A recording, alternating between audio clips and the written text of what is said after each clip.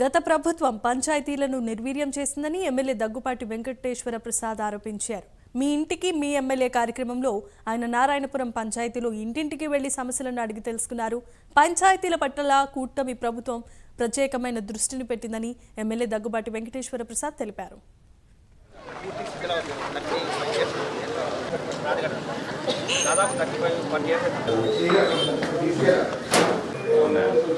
మొత్తం ఉన్నాయి సార్, 3 ఉన్నాయి సార్.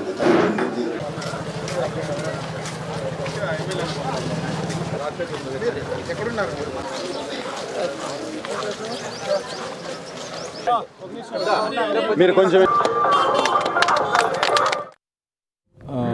దాదాపు 50 లక్షలతో చేసిన సీసీ రోడ్లు ఓపెనింగ్ చేయడం జరిగింది.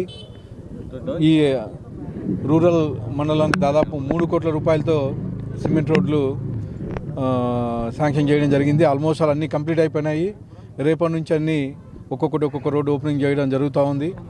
ముఖ్యంగా ఫస్ట్ అనంతపురం జిల్లాలోనే మా రోడ్డు ఓపెనింగ్ చేయడం జరిగిందని చెప్పేసి గర్వంగా తెలియజేసుకుంటున్నాను. ఇవే కాకుండా ఎన్ఆర్జీఎస్ కింద డ్రైన్స్ జరుగుతున్నాయి. దాదాపు 10 కోట్ల రూపాయలతో అనంతపురం రూరల్ మండలంలో మా 4 పంచాయతీల్లో అభివృద్ధి పనులు జరుగుతున్నాయి.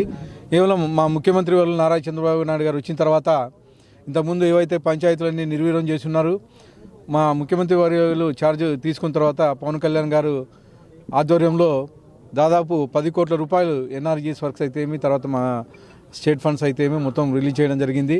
దానిలో మొట్టమొదటిసారిగా 50 లక్షల రూపాయలతో నారాయణపురం గ్రామ పంచాయతీలో సీసీ రోడ్లు ఓపెనింగ్ చేయడం జరిగింది. అలాగే డ్రైన్స్ జరుగుతూ ఉన్నాయి.